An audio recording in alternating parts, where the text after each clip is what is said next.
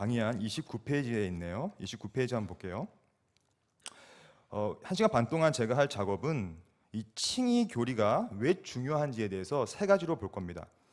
성경적으로, 역사적으로, 신학적으로, 네 가지네요. 실천적까지 이렇게 네 가지로 보면서 칭의의 중요성을 먼저 확보한 후에 이 칭의 교리는 그러면 어떻게 역사 속에서 논쟁이 되어 왔나, 이것을 소위 균형을 잃은 것과 잃지 않은 것을 배경으로 하침 보면서요. 마지막으로 볼 것은 3번에 법적 선언, 그러니까 법정적 칭의 개념으로서 칭의를 바라봐야 된다라는 어떠한 그런 큰 태제를 가지고 오늘 1시간 반 동안 한번 강의를 진행해 보도록 하겠습니다. 사실 아까 제가 말씀드렸다시피 칭의 교리는 너무나 논쟁거리예요. 여전히 참 그 신기하죠. 왜 그럴까요? 그 이유를 오늘 좀 몇 개 볼 것인데, 그 전에 먼저 이 칭이라는 단어 자체의 의미를 좀 정확히 알아야 됩니다. 사실 우리가 칭의와 의와 의화와 다양한 용어들이 있는데, 사실 우리 종교개혁 신학 또한 이 개혁주의 신학에서는 늘 칭의를 칭롭게 의롭게 여겨준다, 그러니까 칭해준다, 또한 인정해준다라는 의미가 거기 안에 포함되어 있습니다. 다시 한 번 말씀드리자면 그 반대의 의미는 뭐냐면 실제로 의롭게 된다는 거예요. 우리는 의롭게 된 것을 얘기하지 않습니다. 왜냐하면 우리는 칭의가 받았지만, 칭의롭게 인정을 받았지만 여전히 죄인이잖아요. 여전히 실존적으로 죄와 부딪히고 있고 원죄의 영향력 하에서 우리는 죄 때문에 한순간도 해방되는 날이 없잖아요. 그것이 로마서의 전체 주제 아닙니까? 그래서 우리는 여전히 죄와 싸워 나가고 있는 죄인인데, 그럼에도 불구하고 죄인임에도 불구하고 의롭다라고 칭해줬다는 것이죠. 여겨줬다는 것이죠. 이게 칭의의 핵심 어떤 개념입니다. 이게 제가 여기서 이제 29페이지 맨 마지막에 제가 논술해 놓은 걸 한번 볼게요. 그러므로 칭의란 무엇이냐면 하나님께서 예수 그리스도의 의를 통해 죄인을 의롭다 여겨, 아니면 칭해, 아니면 일컬어, 이게 다 성경적인 용어입니다. 주신 것을 뜻하는 신학 용어이다라는 것입니다. 다시 한번 강조합니다. 내가 의롭게 된 거 아닙니다. 그것은 우리가 좀 이따 볼 거지만 그건 로마 카톨릭식의 의화 교리예요. 의롭게 됐다는 거예요. 우리는 의롭게 지금 되셨나요, 여러분? 우리는 여전히 죄인이잖아요. 이런 느낌이 여기 안에 품어 있는 것인데, 그러면 이것을 어떻게 볼게요? 이 칭의 교리에 대한 논쟁은 과거에도 있어 왔고, 넘깁니다. 현재 진행형일 뿐만 아니라 제가 아까 감히 예언했다시피 다가올 미래에도 아마 이것은 끊임없이 이 불씨는 사들어지지 않을 것입니다. 그 이유를 제가 한번 생각해 봤어요. 왜 그럴까? 그 이유는 아마도 그 교리 자체가 가진 신학적인 중대성 때문이다. 그러니까 너무나 중요하기 때문에 이것이 이제 우리 각주 4번에 보면요. 그래서 이런 측면에서 종교개혁자 마르틴 루터는 칭의 교리를 우리가 다 아시다시피 교회를 서고 넘어지게 하는 교리다. 그러니까 교회를 세우거나 아니면 넘어뜨리거나, 다시 말씀드리자면 교회를 다시금 새롭게 회복시키거나 아니면 망가뜨리거나, 이러한 아주 중대한 신학적인 어떤 요소가 거기에 포함되어 있기 때문에, 그러니까 너무나 중요하기 때문에 이에 대한 논쟁거리가 너무나 많다는 거예요. 왜냐하면 칭의를 어떻게 보는 거에 따라서 다양한 의견들이 나오고 그것이 서로 간에 엄청 싸우고 있기 때문이죠. 칭의의 성격과 방법, 그리고 그 원인들에 대한 약간의 다른 관점이 결국에는 다른 모든 신학 측면에까지 영향을 미쳐서 굉장히 커다란 신학적 차이로 귀결성이 되는 경향이 짙다는 측면에서 여전히 칭의 교리는 신학적으로 매우 중대한 것입니다. 그러니까 아주 작은 부분인데 이게 하나, 그러니까 이게요, 교리 논쟁을 보면요, 단어 하나 아니면 뉘앙스 조금의 차이로 서로 죽이고 서로 마녀를 몰고 서로 막 이렇게 엄청 싸웁니다. 왜냐하면 그 하나의 개념과 언어와 단어 표현 하나가 그 차이가 엄청난 신학적인 차이를 불러오기 때문이에요. 이게 얼마나 중요합니까? 오늘 강의는 칭의 교리의 중요성에 대해 여러 관점에서 고찰할 수 있겠지만, 특별히 전통적인 신학 논제들 범주를 따라가면서 한번 논의를 해보도록 하겠습니다. 순서는 성경 신학적인 중요성, 역사 신학적인 중요성, 조직 신학적인 중요성, 그리고 실천 신학적인 중요성 순으로 한번 보면서 과연 이렇게 다양한 각도 하에서 왜 여전히 칭의는 중요한가를 먼저 한번 당위성을 찾아보고요. 그 다음에 한번 역사 속으로 한번 들어가 보도록 하겠습니다. 30페이지 1번에 우리 성경 신학적 중요성 한번 볼게요. 교리란 우리가 아시다시피 성경의 가르침을 요약 정리하여 명제적 진술을 하는 것입니다. 그러므로 저는 개인적으로 이단들의 어떤 사상에 대해서 교리라는 말을 붙이지 않습니다. 이게 아주 중요한데요. 이 교리라는 이 개념 자체는 기본적으로 성경에 나온 그 가르침을 요약 정리하여 명제적인 진술을 하는 거예요. 그러니까 어떠한 하나의 교주가 얘기했다 해서 교리가 될 수 없지요. 소위 여러분 피가름의 교리 이런 거 들어보셨죠? 그 교리가 아닙니다. 성경적인 근거가 없는 것은 교리가 아니라고 봅니다. 그런 면에서 모든 교리는 성경으로부터 발현되어야 합니다. 이런 관점에서 볼 때 소위 칭의 교리는 신구약 성경에 나타난 칭의의 가르침을 요약 정리하여서 명제적 진술을 하는 것이죠. 근데 여기서 이제 질문이 하나 딱 나오죠. 왜냐하면 우리 모두 다 같은 성경을 읽고 있습니다.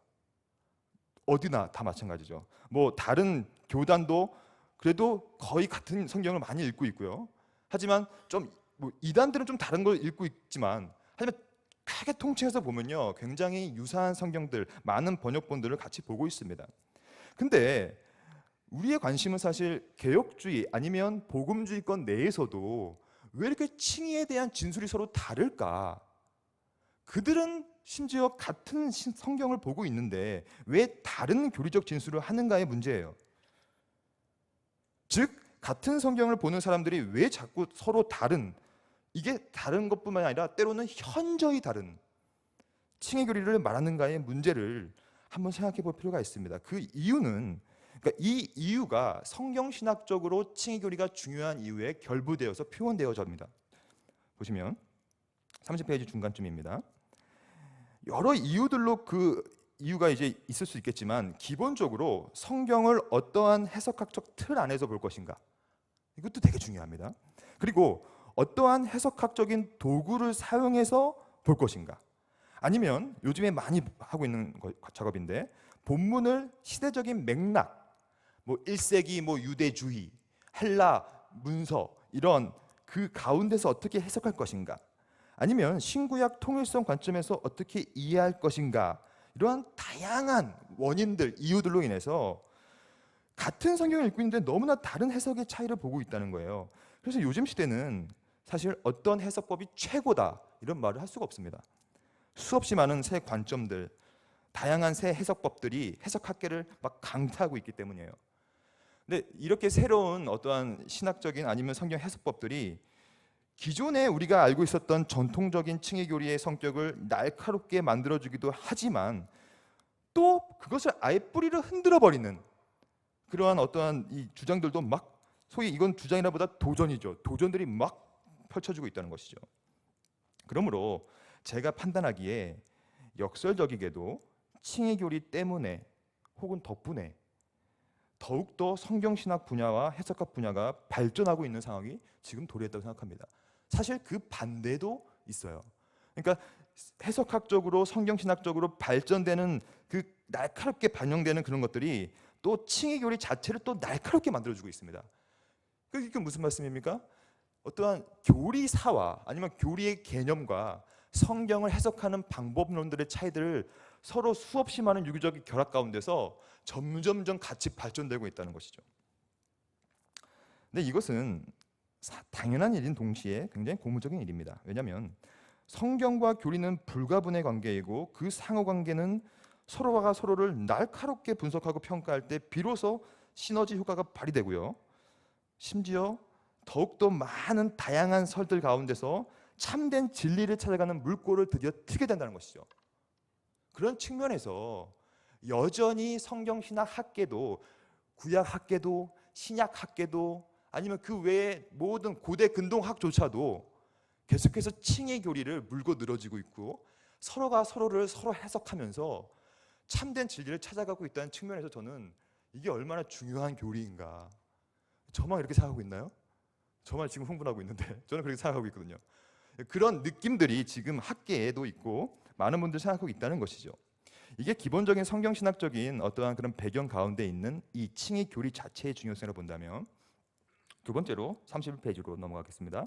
역사신학적인 중요성은 분명히 있습니다. 역사신학은 장구한 교회 역사의 흐름 속에서 어떠한 특정한 성경적 가르침을 어떻게 다루었는 것을 역사적으로 보고 현재의 거울로 삼는 것이죠. 그래서 여기 이제 쭉 제가 적어놨는데, 이건 뭐냐면 이 칭의 교리를 가지고 너무나 많은 논쟁이 있어왔고, 많은 학자들이 그것을 위해서 땀을 흘렸고 심지어 피를 흘리고 죽고 너무나 많은 논쟁들이 있어왔다는 것이죠. 이것이 중요한 이유는 바로 이것은 역사는 현재의 거울이요 시대의 등불이기 때문에. 31페이지 중간쯤입니다. 차후에 살펴보겠지만 이 교회 역사 속에 나타난 수없이 많은 칭의론들을 보면요, 과연 지금 어떻게 우리가 균형을 잡을 수 있는가라는 잣대를 제공해 줄 수 있다고 생각합니다. 이 다음 문장에 저는 중요하다고 생각하는데요. 그래서 칭의 교리를 역사신학적으로 고찰한다는 말은요, 그냥 우리가 현대를 사는 우리들이 단순히 과거로 돌아가서 그냥 과거의 영광과 슬픔을 피상적으로 경험하는 데 그친다는 뜻은 절대 아닙니다. 지금 개혁신학이 가장 많은 공유를 받고 있는 부분이 이 지점이에요. 왜 너는 자꾸 칼빈 얘기만 하냐? 그 냄새 펄펄 나는 그 16, 17세기 자꾸 그 얘기만 해서 뭐해? 너 얘기를 해. 왜 자꾸 앵모세처럼 바빙크 얘기를 하고 칼빈 얘기를 하고 루터 얘기만 하니? 이게 어떤 개혁신학의 아주 중요한 비판점 중에 하나입니다, 사실. 근데 저는요, 우리가 단순히 여기 적어놨다시피 이 칼빈을 보고 뭐 루터를 보고 이런 것들이 그냥 과거를 그냥 회귀하여서 피상적으로 경험하고 끝난다면 그 비판이 옳습니다. 저는 그 역사신학적인 관점에서 그렇게 하는 것이 아니라는 것이에요. 여기 나와 있죠. 오히려 과거를 거울로 삼아서 다시금 건전한 방향성을 가지고 힘껏 도약할 수 있는 운동 능력을 기르는 것을 뜻하는 것이죠. 이것을 위해서 과거를 보는 것이지 과거에 안주하려고 보는 것이 아니라는 겁니다. 그리고 그러면 왜 꼭 그걸 봐야 되냐? 저는 그것은 굉장히 성경신학적으로, 신학적으로, 역사신학적으로, 실천신학적으로 굉장히 유익했던 논의들이었기 때문에, 소위 신학적으로 건전한 논의였기 때문에 그것을 거울로 삼아서 현재 나의 삶을 보고 다시 한번 도약해보자, 이런 측면에서 역사신학이 역시 필요하다는 것이죠. 이런 측면에서 칭의교리는 역사신학은 칭의교리를 한층 더 발전시킬 수 있는 상호 발전의 사명이 서로에게 부과되어 있다는 것이죠. 그러므로 칭의교리는 여전히 역사신학적 관점에서 굉장히 중요하다고 생각합니다. 그러면 세 번째로 한번 볼게요. 조직신학적인 중요성. 조직신학이라는 것은 기본적으로 성경의 가르침을 요약 정리하여서 교리적 진술을 하는 학문이죠. 그래서 다양한 강론들이 있습니다. 신론, 기독론, 인간론, 구원론, 교회론, 종말론들. 넘어가겠습니다. 지금 이렇게 다양한 교리적인 어떠한 내포 가운데서 32페이지를 넘겼습니다. 중간 우리 문단 중에 이 칭의론은, 제가 시간이 없어서 이걸 다 못 다루니까 한번 좀 나중에 읽어보시면 좋을 것 같고요. 그러니까 칭의론은 이렇게 다양한 조직신학 강론들을 개별적으로 동시에 포괄적으로 내포하고 있습니다. 왜냐하면 단순히 칭의론이라고 해서 구원론 가운데만 포함된 것이 아니라는 거예요. 그것을 제가 여기다 다 진술했습니다. 왜냐하면 칭의론은 칭의를 하시는 분이 하나님이니까, 또한 칭의가 되기 위해서는 하나님의 작정이 있어야 되므로 작정과 예정 가운데서 시작됐기 때문에 신론의 영역이죠. 그것이 우리 안에 포함되면 구원론의 영역으로 성령께서 조명하심으로 적용되는 것이고요. 그리고 그 칭의 사건은 오로지 그리스도의 의로 통하기 때문에 기독론적인 것이죠. 그리고 여전히 신자의 모임 가운데 교회 속에서 임재하기 때문에 임하는 교리의 어떤 특징들이 나오기 때문에 교회론적인 것이죠. 그러므로 다양한 강론들이 통합적으로 연구되어질 필요가 있다는 거예요. 이는 단순히 조직신학 내에서의 통합적인 측면뿐만 아니라 간 학문들, 예를 들면 정경신학, 역사신학, 조직신학, 그리고 다음에 살펴볼 실천신학까지, 이러한 다양한 강론들 가운데서 통합적인 측면 가운데서 칭의교리를 하나님, 예수 그리스도, 인간, 교회 등에 대한 심도 있는 연구로 이어질 필요성과 당위성을 지니고 있는 교리가 칭의 교리이기 때문에 여전히 너무나 중요합니다. 마지막으로 실천신학적 중요성을 보겠습니다. 실천신학은 성경과 교리와 역사 등이 말하고 있는 바를 분석하여서 개인과 사회와 교회와 국가의 각 영역에 적용하는 학문입니다. 그러므로 교리는 삶의 체계가 되어야 됩니다. 이것은 청교도 신학자들이 늘 강조했던 거예요. 신학은 피상적인 문자에 그치면 안 된다. 너희 삶의 체계가 되어야 된다. 그래서 오늘 우리가 지금 모인 이 주제가 컨퍼런스 제목이 교리와 부흥이잖아요. 그러니까 이것은 정확히 이 표현되어 있다고 봐요. 교리가 어떻게 너의 삶과 교회의 삶에 부흥시킬 것인가, 적용할 것인가, 어떻게 삶의 체계로 세움받을 것인가에 대한 문제가 여기 컨퍼런스 제목에 정확히 나와 있다고 봅니다. 왜냐하면 삶과 동떨어진 교리는 결국 피상적인 외침이고 건조한 말장난에 지나지 않기 때문이에요. 우리가 칭의를 우리가 쭉 볼 거지만 사실 이것이 우리 삶과 동떨어진다면요, 이건 아주 건조한 말장난에 불과합니다. 왜냐하면 굉장히 신비롭기 때문이에요. 칭의교리 자체가. 그러니까 만약 칭의교리가 신학적 교리적으로 중요하다면 그 중대성이 한낱 책 안에만 갇혀 있어서는 안 된다는 것이죠. 이러한 신학적 중대성이 개인의 삶과 신앙에 영향을 미쳐야 된다는 것입니다. 그 이유를 한번 잠시 가장 간단하게 설명드리면요, 왜냐하면 칭의교리가 신자의 삶의 토대요 근본인데 그 이유는 제가 진술했죠. 하나님 나라는 의인만 들어가기 때문입니다. 그러니까 의인만 들어가는 곳이 하나님 나라예요. 근데 그러면 어떻게 의인이 될 수 있을까? 의가 있을 수밖에 없는 이유는 바로 그리스도를 믿음으로 그 그리스도의 의가 죄인에게 전가되는 것. 이거는 이제 우리가 오늘 쭉 볼 거예요. 이게 무슨 의미인지를. 이것이 바로 칭의 사건의 핵심입니다.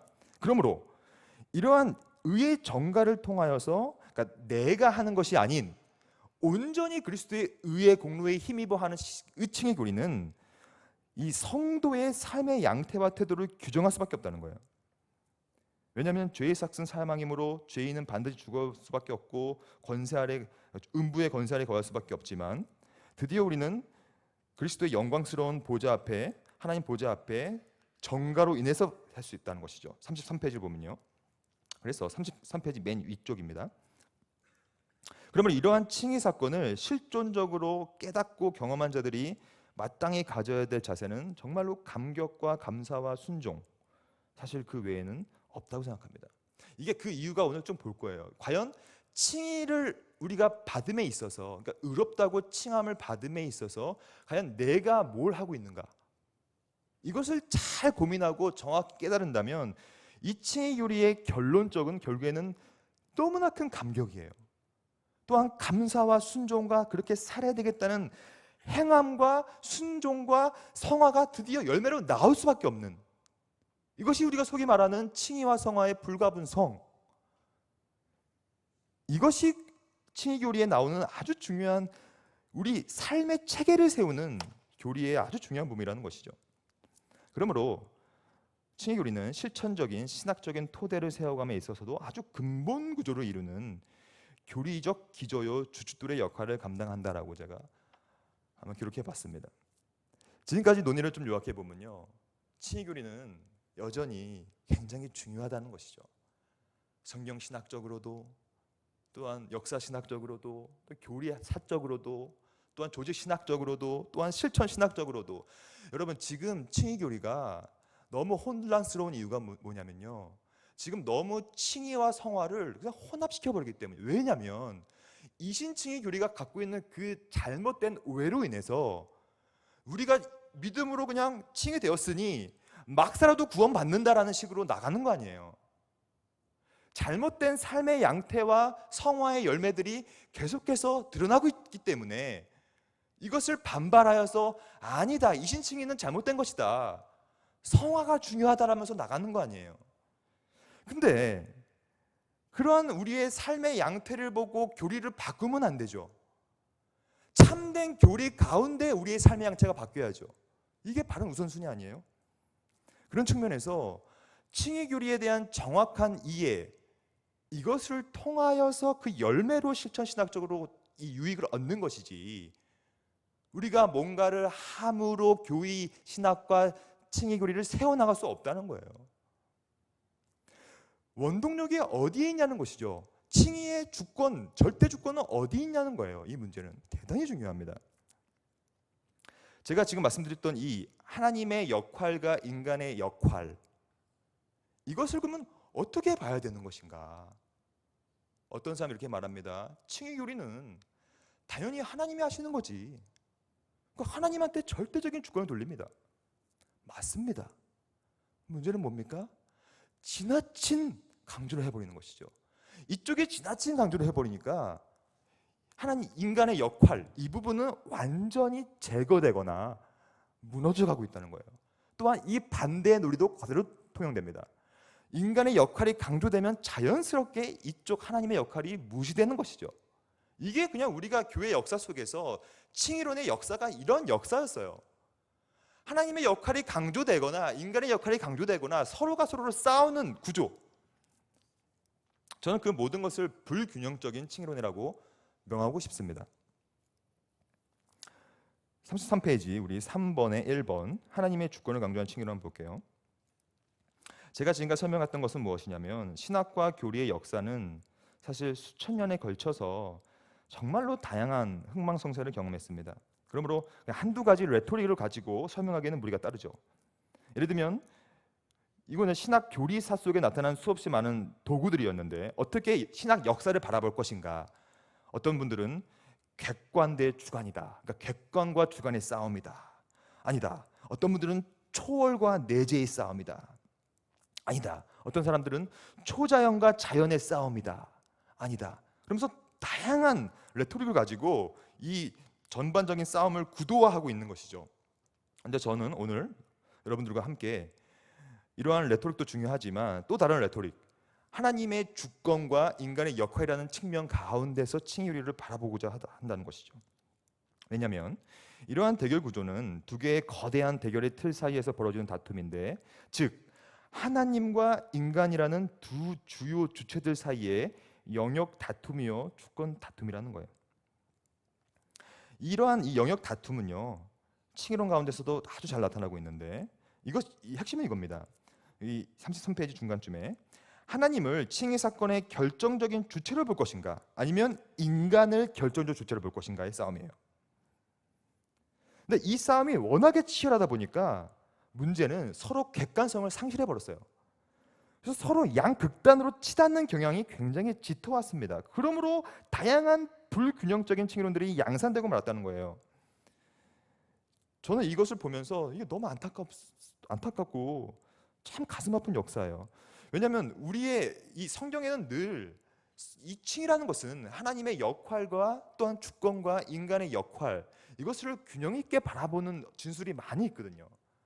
근데 이 역사 속에 바라보면요 이게 너무나 치열하게 싸우다 보니까 안타깝게도 객관성을 상실해 버렸죠. 그러므로 우리는 이것을 어떻게 볼 것인가를 먼저 보기 전에 각각 어떤 식으로 서로 극단적으로 싸워가는 것을 보도록 하겠습니다. 먼저 우리 34페이지를 넘겨보면요 우리가 어떻게 하나님의 주권을 강조하고 있는가, 또한 하나님의 주권을 어떻게 극단적으로 강조하고 있는 것을 한번 볼게요. 이것은 우리가 익히 알고 있는 구원파적인 가르침입니다. 여러분들 이거 많이 들어보셨을 텐데 구원파가 딱 반율법주의적인 칭의론을 갖고 있어요. 우리가 반율법주의라는 용어를 좀 다양하게 표현을 하게 되는데 예를 들면 이제 안티노미아니즘, 엔타이노미아니즘 이렇게 하죠. 그리고 한글로는 율법 폐기론이라고도 부릅니다. 핵심은 다른 걸 뭐 이해 못하셔도 이것 좀 정확히 아셨으면 좋겠어요. 반율법주의의 핵심은 인간의 행위를 평가절하하는 거예요. 그리고 아니면 인간의 행위를 논외로 두는 겁니다. 그러니까 이 칭의가 함에 있어서 인간의 역할이 필요 없다고 보는 거예요. 인간의 행위 자체를 논외로 둬버리는 거예요. 근데 그 사람들도 괜히 그런 말을 하는 것이 아닙니다. 이 당시의 역사적인 배경을 봐야 되죠. 이 당시에는 로마 가톨릭 신학, 또한 아르미니우스주의 신학, 이게 뭔지 이제 우리가 좀 이따 다 볼 겁니다. 이러한 신학들이 굉장히 팽배했기 때문에 소위 인간의 역할로 인해서 칭의를 받는다는 식의 이런 얘기들을 너무 싫어한 거예요. 어떻게 인간이 칭의를 함에 있어서 무슨 뭐가 될 수가 있냐? 될 수 없다. 그러면서 이것을 심히 못 견디했어요. 그래서 이 반율법주의자들이 했던 가장 중요한 핵심 주장은 뭐였냐면, 여기 제가 34페이지 하나 둘 셋 넷 다섯 여섯 일곱 번째 줄, 반율법주의자들에게 있어서 칭의 사건은 그러므로 그리스도의 속죄 사역으로만 가능하다. 이 속죄 사역은 완전하게 무상 은혜다. 그러니까 인간의 역할이 그 틈새를 비집고 들어가는 것 자체가 불가능한 것이다. 그러니까 인간의 믿는 것 또한 믿음 그 자체를 아예 제거해버렸어요. 그러면서 하나님이 전적으로 다 하시는 것이야. 왜 자꾸 인간이 하려고 그래? 그러면서 반율법주의자들이 했던 가장 중요한 태제 중에 하나가 뭐냐면, 칭의는 인간의 믿음 전에 일어난다고 그랬어요. 이게 그들의 가장 중요한 주장이었어요. 인간의 믿음 전에 칭의는 이미 일어난다. 그러니까 이신칭의가 아니다. 이 얘기죠. 이것은 사실 이해는 갑니다. 왜냐하면 그 당시에 아르미니우스주의가 너무나 많았기 때문에 하나님의 주권을 최대한 확보하려고 노력한 점은 치하받아 마땅합니다. 그러나 문제는 그들의 극단적인 태도였다는 것이죠. 그들의 의도했든지 의도하지 않았든지 간에 반율법주의가 전개한 칭의론 안에는 인간이 들어설 공간이 전혀 존재하지 않았어요. 그리고 믿음 전의 칭의가 완료되었으므로 이신칭의 원리와도 반대로 가버리는 것이죠. 이게 문제가 뭐냐면, 우리 각주 21번, 이 본문의 각주 21번 그 다음 문장이에요. 문제를 한번 볼게요. 왜 반율법주의가 문제인가? 이미 칭의된 자들의 죄는 하나님 눈앞에서 완전하게 사라졌기 때문에 더 이상 회개 기도할 필요도 성화의 삶을 살 필요도 없다는 식의 무채민한 논리가 양상될 가능성을 열어놔버린 거예요. 그러니까 칭의라는 것은 인간의 역할이 필요 없고, 우리 구원론적인 어떤 측면 가운데서는 인간의 역할이 필요 없다. 그런데 왜 칭의 받느냐? 그리스도 때문에 받는 것이다. 그럼 그리스도의 속죄 사역 안에 있는 자들은 어떻게 돼도 구원받는 것이야. 그러면 막 살아도 구원받을 수 있다는 식으로 이 논의 가능성을 열어놔버린 것이죠. 그러므로 성화의 가능성과 행함의 필요성이 구조적으로 제한돼 버리죠. 그러한 논리를 품고 있다는 측면에서 이러한 사상을 그러므로 반율법주의 혹은 율법 폐기주의라고 우리가 부르는 것입니다. 그 안에는 어떠한 율법을 지키는 행위나 뭘 하는 것, 그 선행을 하는 것, 회개기도를 하는 것, 이런 것들이 구조적으로 차단돼 버려요. 하나님이 모든 걸 다 하셨기 때문에 인간은 필요 없다고 보는 것이죠. 하나님의 주권이 극단적으로 강조되고 있습니다. 35페이지 대표적인 신학자들은 존 이튼이라는 사람이 있고요, 토비아스 크립스, 존 솔트마시 같은 사람들이 있습니다. 다 17세기 사람들이었어요. 이러한 이 반율법주의 칭의론들이 사실 그 당시에 팽배했고요. 배경은 늘 강조하다시피 아르미니우스주의 때문에 일어난 거예요. 우리가 아르미니우스주의 칭의론을 우리 좀 이따 볼 것입니다. 근데 이제 이 하나님의 주권을 강조하는 이 측면들의 어떠한 논의들이 점점점 그 강도를 더해가요. 이제 점점점 더해갑니다. 그래서 두 번째로 한번 하이퍼 칼빈이즘 칭의론을 한번 보도록 하겠습니다. 하이퍼 칼빈주의는요 18세기 영국에서 일어난 사상입니다. 그러니까 하이퍼 같은 이 단어 자체가 갖고 있는 뜻은 뛰어넘는다, 초월한다 이런 뜻이거든요. 그러니까 뭘 뛰어넘는 것이냐면, 일반적으로 우리는 이 칼빈주의라고 하는 것은 하나님의 주권을 강조하는 사상이잖아요. 근데 이 하나님의 주권 강조 사상을 지나치게 뛰어넘어서 극단적으로 강조하는 사상이에요. 이 하이퍼 칼빈이즘의 두 가지 아주 핵심적인 주장은, 첫 번째로는 복음의로의 부르심이 모든 사람에게 보편적으로 자유롭게 적용되는 것 자체를 거부하는 것입니다. 이게 뭐냐면, 우리 각주 28번에 볼게요. 우리 이제 개혁신학 구원론 가운데서는 늘 부르심을 얘기할 때, 콜링을 얘기할 때 외적 부르심과 효과적 부르심으로 구분해서 이해합니다. 각주 28번입니다. 뭐냐면, 외적 부르심이란 모든 사람에게 보편적으로 일반적으로 적용되는 복음의 부르심을 뜻하는 것이죠.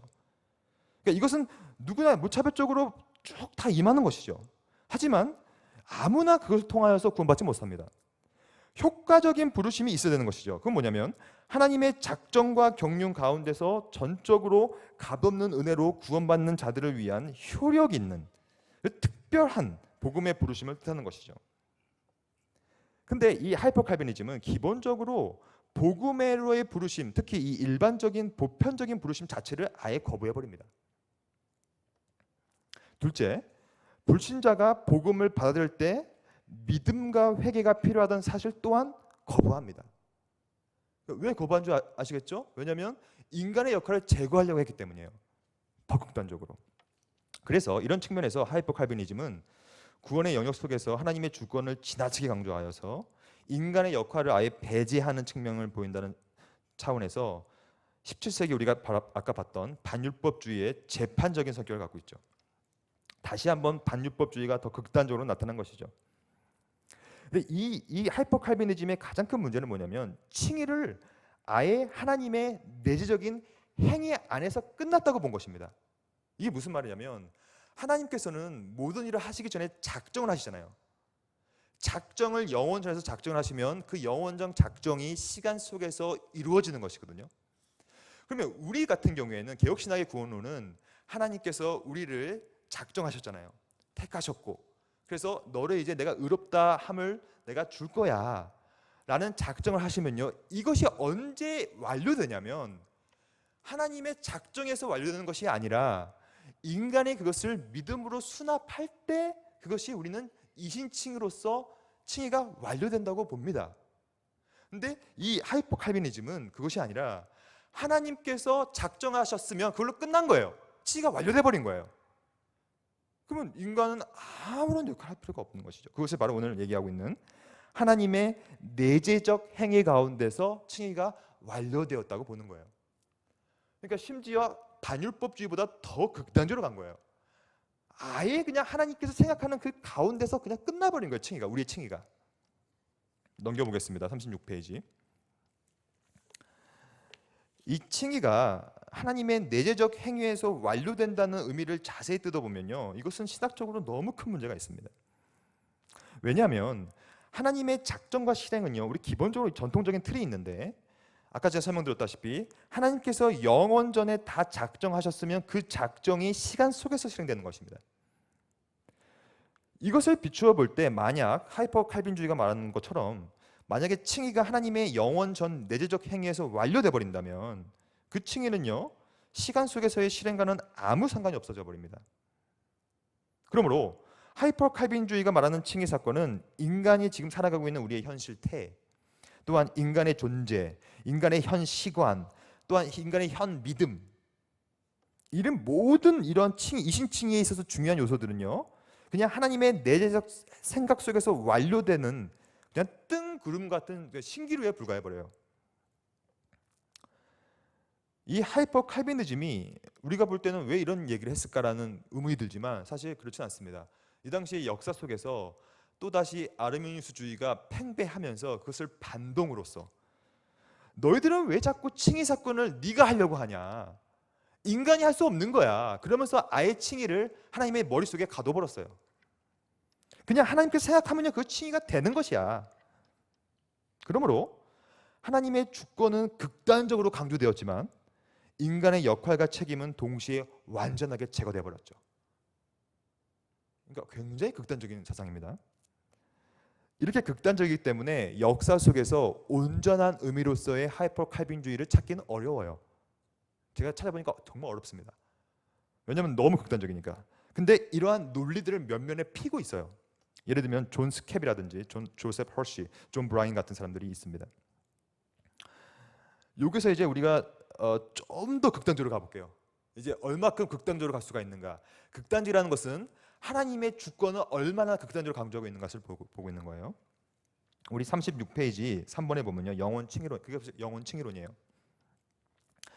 영원 칭의론은 가장 극단적인 사상입니다. 이것은 영원으로부터의 칭의라고 얘기하는데 36페이지 중간쯤에 영원 칭의론의 핵심은 뭐냐면 아예 인간이 태어나기도 전에, 그러니까 인간 존재가 있기도 전에 영원 전에 이미 칭의가 그냥 완료돼 버린 거예요. 마치 이것은 우리가 이때까지 본 것처럼 하이퍼 칼빈주의와 비슷하게 보이지만 좀 약간 다릅니다.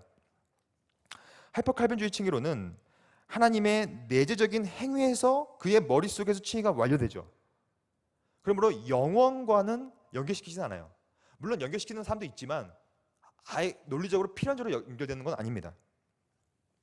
근데 이 영원 칭의론은요, 아예 칭의의 완료점을 하나님의 내재적 생각보다는 영원 그 자체의 방점을 찍어서 영원에서 모든 게 끝난다고 보는 거예요. 굉장히 극단적이죠. 그러니까 시간 전 영원에서부터 모든 칭의가 이미 완료돼 버렸다. 그러니까 이 이유가 언제나 우리는 이유를 봐야 되죠. 이 이유는 늘 아르미니우스주의 사상 때문이었어요. 자꾸 인간이 뭔가를 하려고 하니까 안 되는 거야. 이미 네가 하면 안 돼. 어차피 네 전에 영원 전에 이미 칭의는 끝난 거야. 이렇게 얘기했다는 것입니다. 이러한 영원 칭의로는 순수한 의미로서는 사실 역사 속에서 참 찾기 어렵습니다. 하지만 칭의의 이 시작점과 37페이지 맨 위쪽입니다. 37페이지 맨 위. 칭의의 시작점과 완료점을 영원에 두고 칭의론을 전개하는 인물들조차도 시간 속에서의 믿음의 역할 등을 언급하고 있기 때문에 완전한 순수한 의미로서의 영원 칭의론은 사실 찾기 어렵습니다. 근데 이 영원 칭의론의 어떠한 일각의 논리들은 소위 신학적인 측면에서 하나님의 주권을 강조하고 싶어하는 사람들이 자주 사용되어 왔던 그런 논리예요. 그럼 우리가 한 번쯤은 이것을 이해할 필요가 있습니다. 지금까지 저는 이제 세 가지 반율법주의 칭의론, 하이퍼 칼빈주의 칭의론, 영원 칭의론들을 보면서 인간의 역할 책임보다는 그 반대에 서 계신 하나님의 주권을 강조하기 위해서 부단히 애를 썼던 칭의론들을 살펴보았습니다. 이것은 배경이 있습니다. 인간 중심적 칭의론, 특히 아르미니우스 칭의론과의 치열한 다툼 가운데서 탄생된 것이죠. 그러므로 이러한 칭의론들이 가지고 있는 신학적 의도는 저는 굉장히 높게 삽니다. 왜냐하면 칭의 가운데서 하나님의 주권을 강조하려고 했으니까. 그러니까 저는 이걸 박수 쳐주고 싶어요. 칭의는 하나님께서 전적으로 하시는 게 맞습니다. 이에 대해서는 100번 강조해도 모자라요. 특히 지금 상황, 현대 칭의론, 지금 현대 칭의론은 인간이 막 하려고 합니다. 이러한 인간 중립적인 칭의론 가운데서 이러한 논리들은 100번 강조해도 이건 지나치지 않아요. 그러나 동시에 하나님께서는 늘 인간을 통해서 일하신다는 사실이 무시되거나 배제되어서는 안 되는 것이죠. 하나님이 일하시는 방법이 늘 이래 왔어요. 하나님께서는요, 우리 아시다시피 전지전능하신 분이잖아요. 이분은 자기가 갖고 있는 어떠한 구속 역사를 자기 스스로의 힘으로 그냥 다 할 수 있는 능력이 있는 분이에요. 근데 그분은 그렇게 하지 않으시고 이 세상을 만드시고 이 세상의 창세기부터 시작해서 계시를 하시고 자기를 드러내시고 성경 통해서 수없이 많은 연약한 인간들을 써심으로 저는 성령의 역사를 보면요, 결국에는 인간의 계속 실패를 거듭하는 역사잖아요. 불순종하고 또 하나님이 은혜 주시고 또 불순종하고 또 은혜 주시고, 우리 삶을 봐도 그냥 또 하나님한테 불순종하는데 또 은혜 주시고 이러면서 살아가는 것이 우리의 삶이잖아요. 근데 하나님은 이상하게도 우리를 사용하시고 또 하나님을 배신을 할 거지만 또 그것을 인정하시고 또 은혜 베푸시고 이렇게 하는 것이 이분의 어떠한 태도예요. 그러므로 칭의 사건도 마찬가지죠. 하나님께서 다 끝내볼 수 있지만 그렇게 하지 않으세요. 하나님은 늘 인간을 통해서 일하신다는 사실이 무시되거나 배제되어서는 안 된다는 것입니다. 반율법주의, 하이퍼 칼빈주의, 영원 칭의론은 이러한 오류를 범한 것입니다. 지금까지 우리가 본 것은 하나님의 주권을 지나치게 강조했던 그룹이에요. 이러한 논리들은 지금 한국 이단인 구원파나 아니면 많은 소위 반율법주의적인 이단들이 너무나 많은데, 다시 말씀드리면 한 번 구원받으면 막 살아도 상관없다라는 무책임적인 그러한 논리들이 너무나 많은데, 그런 논리들을 반대하기 위해서 하나님의 주권을 강조하는 건 좋지만 그 동시에 그것을 너무나 지나치게 강조해서도 위험하다는 것입니다. 그러면 우리가 이쪽 우리 역할을 봤으니까, 하나님의 역할을 봤으니까 이쪽 인간의 역할이 강조되었던 칭의론들을 우리 교회 역사 속에서 어떻게 지속되고 있는 걸 한번 볼게요. 이 칭의의 영역 내에서 인간의 역할이 꽤 중요한 역할을 감당하고 있는 칭의론들이 되게 많습니다. 물론 칭의 속에서 인간의 역할은 중요합니다. 정말 중요합니다. 칭의는 믿음을 통해 이루어지기 때문이에요. 그러나 만약 이러한 이신칭의 원리가 하나님의 주권을 약화시키거나 혹은 하나님의 주권보다 더 강력한 주도권을 칭의의 방정식 내에서 갖게 된다면, 이 논리는 뭐냐면요, 잘 보세요. 이게 아주 중요한데 이게 아주 미묘한 겁니다. 현대 칭의론은 다 이런 거예요. 어떠냐면 칭의는 믿음을 통해서가 아닌 믿음 때문에, 이게 굉장히 아주 오묘한 겁니다. 통하는 것인가 때문인 것인가, 아니면 심지어는 인간의 믿는 행위 덕분인가, 아니면 더 나아가서는 인간의 순종하는 행위 때문인가.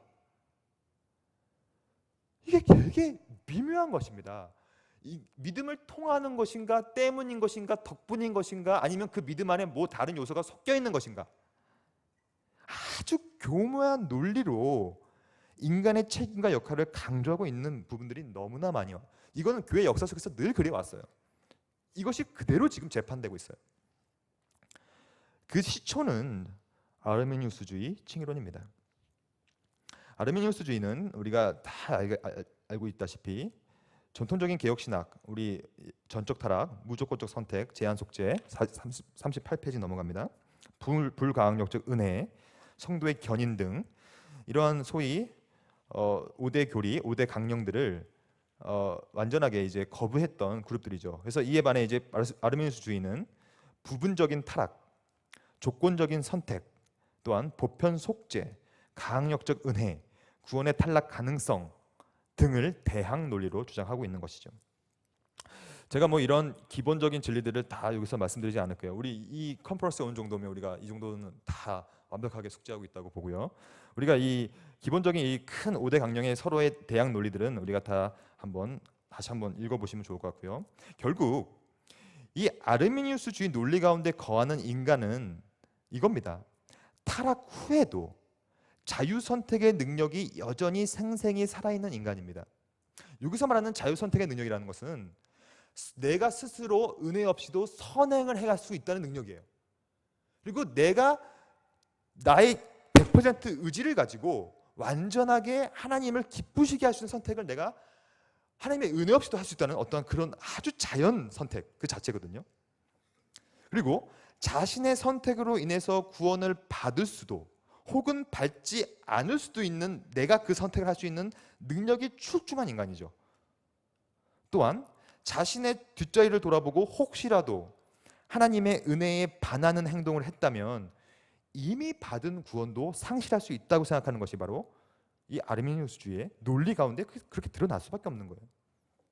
그러나 일단 하나님께서 베푸시는 은혜를 일단 내가 내 자유의지로 걷어차지 않고 내가 그것을 받아 누리는 선택을 한다면, 그리고 예수 그리스도를 믿는 선택을 내가 한다면, 또한 받은 구원을 상실하지 않도록 지속적으로 내가 믿음의 선택들을 계속 해 나간다면 드디어 내가 구원의 종착점에 내가 가는 거예요. 이건 뭡니까? 이건 결국 인간의 구원이 내가 하는 선택으로 이루어지는 거예요. 바로 이러한 점이 아르메니우스주의의 문제였습니다. 이 모든 문제는 그 근본 원인은 인간을 전적 타락으로 볼 것인가 아닌가의 문제입니다. 인간을 전적 타락으로 믿는다면 내 믿음의 선택, 내 선택이 불가능하고 불완전하다는 사실을 알기 때문에 이런 논리가 나올 수가 없어요. 뭡니까? 인간을 신뢰하는 것이죠. 저는 이 인간을 신뢰하는 것이 한국교회에 팽배했다고 봅니다. 종교개혁 신학의 핵심은 인간을 신뢰하는 신학으로부터 이탈하는 거예요. 인간이 못한다는 거예요. 인간은 전적인 무능력자라는 거예요. 그래서 바닥을 쳐야 된다는 거예요. 바닥을 쳐야지 나는 못하니까 하나님 날 도와주세요 나오는 것이죠. 인간이 뭔가를 칭의론 가운데서 해나가려고 하는 이런 출발선은 이 아르미니우스주의의 문제였습니다. 칭의 역시 인간의 믿는 선택이 꽤 결정적인 역할을 담당하므로 마치 칭의의 조건을 인간의 행위로 만들어버린 거예요. 그러니까 인간의 행위가 없으면, 너의 선택이 없으면 칭의될 수 없다는 거예요. 이것이 인간 중심적인 칭의론의 핵심이죠. 이러한 논리들은 다양한 각도로 쫙 퍼집니다. 온 세계에. 그 중에 하나가 뭐 다양할 수 있겠지만 로마 가톨릭 칭의론도 굉장히 유사한 논리가 이 안에 숨겨져 있다고 봅니다. 38페이지 2번을 보도록 하겠습니다. 로마 가톨릭 칭의론. 올해는 500주년이죠. 종교개혁 신학은 기본적으로 중세 로마 가톨릭 신앙에 저항하여 촉발되었습니다. 로마 가톨릭 칭의론은 사실 칭의론이 아니라 의화론으로 표기하는 것이 훨씬 더 어울립니다. 그 이유를 우리가 볼 건데요. 왜냐하면 죄인이 실제로 의로운 자가 된다는 개념보다는 법정적 칭의 개념을 우리는 받아들이기 때문에 비록 여전히 우리는 죄인이지만 그리스도의 온전한 의로움의 전가를 통해 재판장이신 하나님께서 법적으로 죄인을 의인으로 칭하고 여겨지고 일컬어 준다는 것이 바로 법정적 칭의 개념입니다. 이것은 우리가 나중에 좀 이후에 볼 겁니다. 자세하게. 하지만 여기서 이제 핵심은 로마 가톨릭은 어떻게 보고 있는가? 죄인을 의인으로 칭하는 것을 뛰어넘습니다. 38페이지 끝입니다. 어떻게 되냐면 실제적으로 죄인이 의인으로 변화될 뿐만이 아니라 하나님의 은총으로 내적인 갱신이 되어서 성화를 통해 실효적, 굉장히 중요한 단어인데 실효적으로 이미 내적 쇄신이 돼버리는 거예요. 그러므로 로마 가톨릭 의화론은 그래서 의화라고 하는 거예요. 의롭게 그냥 실효적으로 내적인 갱신과 탈바꿈이 돼버린다는 거죠. 로마 가톨릭 의화론을 인간의 역할을 강조한 칭의론으로 분류하여서 제가 지금 말씀드리고 있는 이유는 바로 로마 가톨릭 신학이 가지고 있는 인간론 때문입니다.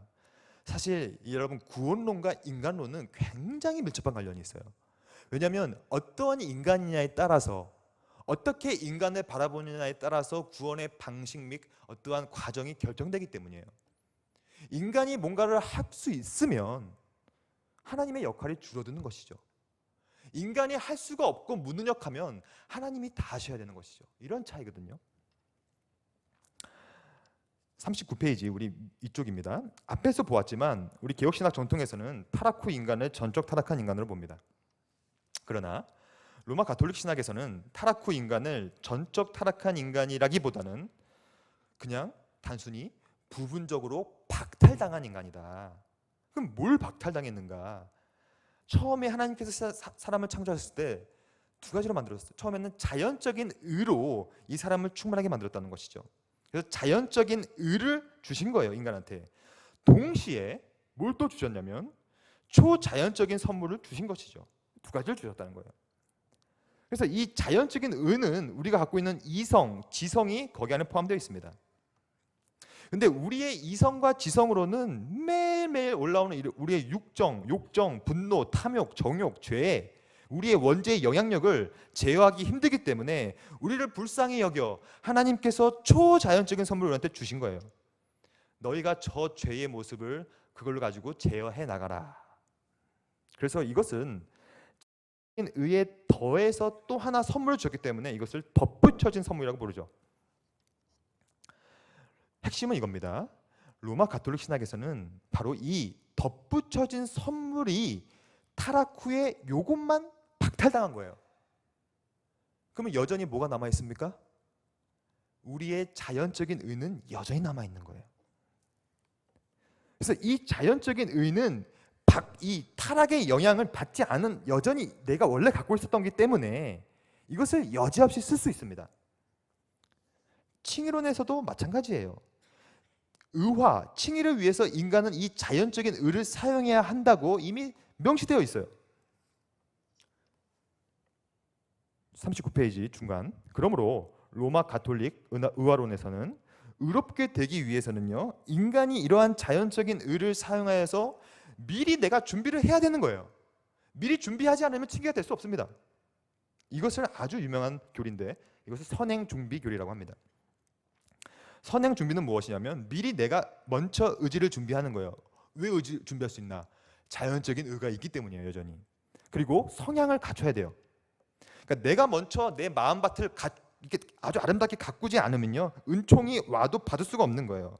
근데 내가 아주 의지와 성향을 아주 아름답게 갖추면 드디어 하나님의 의와 은총이 임할 때 그것을 내가 받아 누릴 수 있는 거예요. 그래서 이 논리 가운데는 뭐가 생기냐면요, 드디어 공로가 생기는 겁니다. 공로. 내가 준비했으니까 준비한 공로가 나한테 있는 거예요. 너는 아직 못 받았어? 더 준비해야 돼. 너는 왜 너는 아직도 그것밖에 준비 안 했냐? 더 준비해. 너는 그래서 공로가 없어. 나는 공로가 있어. 공로주의가 싹들 수 있는 공간이 생겨나는 것입니다. 그러므로 로마 가톨릭 의화론은 하나님의 의와 은총과 인간의 선행 준비 공로가 함께 일하고 있죠. 그리고 기껏해야 부분 박탈당한 타락 후 인간의 그 자유의지, 자유지식 또한 자유의, 그 자연적 의가 자유롭게 의지와 성향을 가지고 구원을 만들어가는 구조이므로 굉장히 인간이 꽤 결정적인 역할을 담당하는 칭의론이죠. 보세요. 전부 다 내가 뭔가를 하려고 하는 것, 내가 덜 타락됐다, 나는 부분 박탈한 정도지 전적 타락한 사람이 아니다, 이런 것으로부터 시작되는 것이 바로 인간 중립적인 칭의론의 모체입니다. 이것은 현대도 마찬가지. 현대는 너무나 많지만 제가 하나만 갖추려서 이것만 하나 설명드릴게요. 페더럴 비전. 페더럴 비전은 넘겨볼게요. 우리 40페이지. 페더럴 비전은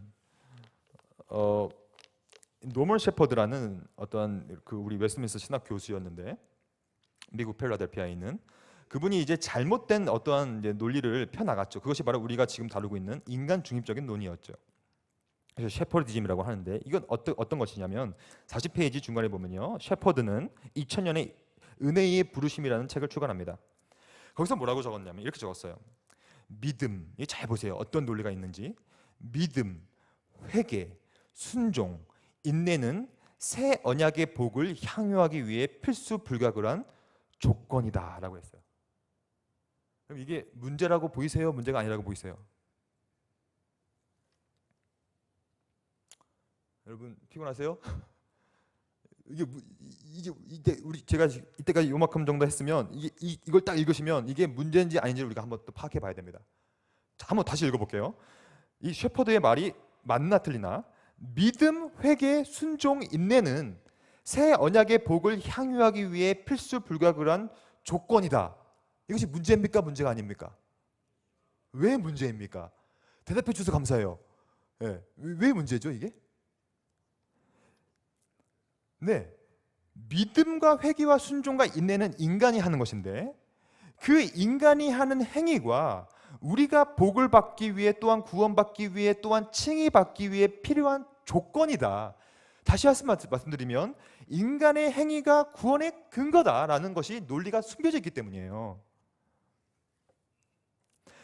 이것은 그냥 얘기한 것이 아니라 셰퍼드는 이렇게 얘기했어요. 칭의를 불러일으키는 믿음이 그러면 성격이 무엇인가를 이 사람이 고민한 거예요. 그러면서 어떻게 말하고 있냐면 셰퍼드의 주장은 칭의를 위한 믿음은 순종하는 믿음이 되어야 된다라고 주장했어요. 그리고 이 순종하는 믿음이야말로 칭의의 조건이다. 이것은 아주 중요한 주제입니다. 칭의와 선행 사이의 관계성이죠. 칭의가 먼저이냐 성화가 먼저이냐, 아니면 선행이 먼저이냐 칭의가 먼저이냐, 아니면 마태복음 7장에 보면요, 나무가 먼저이냐 열매가 먼저이냐, 다 그거예요.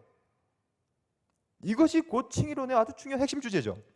즉 행위, 그 행위가 순종이든 인내든 회개든 상관없이 그것을 해야만 칭이 되는 것인가, 아니면 칭이 된 사람이라면 순종이 나오고 인내가 나오고 회개가 나오는 것인가, 이 문제예요.